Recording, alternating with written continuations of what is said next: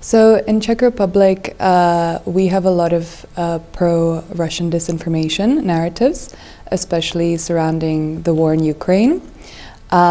This disinformation is slightly different to what we see in other parts of Eastern Europe, because it's not necessarily pro-Russian, but rather anti-Ukrainian. And it draws on this idea that Ukrainians are so-called leeches on the social welfare system. On the other hand, while there is a proliferation of this disinformation, there is also much effort to curb it. So a couple of years ago, about 8 of the main disinformation channels were actually banned, and Russian disinformation is recognized as a security threat. Similarly, there is a growing influence of Chinese disinformation, which amplifies a lot of the pro-Russian narratives. However, this is also being curbed, and there is much effort to counter this. And so I'd say Czech Republic is unique in the sense of its efforts to curb it. However, of course, we mustn't underestimate the power of these narratives, especially within groups outside of the capitals and outside of main cities. Of course, there is a lot of interference on social media, as it is all around Central Eastern Europe and the Balkans.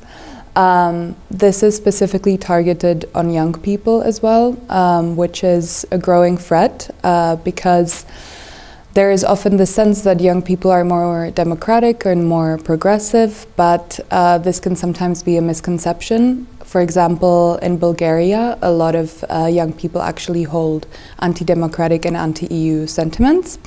So we must be aware of this coming into the further elections. Similarly, we saw quite threatening patterns during the presidential election 3 or 4 years ago, where, for instance, the main candidate, who is now our president, President Pavel, was accused of being pro-war just because he wanted to send aid to Ukraine. So we see how these narratives become twisted through disinformation, and we must be wary of that. So, as I said, the Chinese interference is present. So far it works majorly to amplify Russian disinformation and Russian narratives. There are some unique cases, but these are being curbed. The Czech intelligence services are working hard against this, so that is a positive thing. We must be aware, though, not to, I think, equate these strategies, the pro-Russian disinformation and pro-Chinese disinformation, going forward, and we must look at how each of them are unique and each of them works uniquely to achieve their own aims. So in the Bulgarian case, there is a big vulnerability in terms of politics. There have been inconclusive elections, a lot of political turmoil in the past, which this Russian disinformation seeks to exploit. The pro-Russian narratives and Russian disinformation is present not only within the media, where you have a lot of pro-Kremlin actors, but it's also present within the political spectrum, not only on the left, on the right, or in the nationalist factions, but kind of spread across. So that is the case with kind of politics and media. Similarly, Russian disinformation particularly works in kind of covert, informal ways. So it seeks to tap into networks such as the energy network, or seeks to influence the defense sector and so on, and tries to paint this picture that political and economic cooperation between Bulgaria and Russia is mutually beneficial. So that is one of the narratives.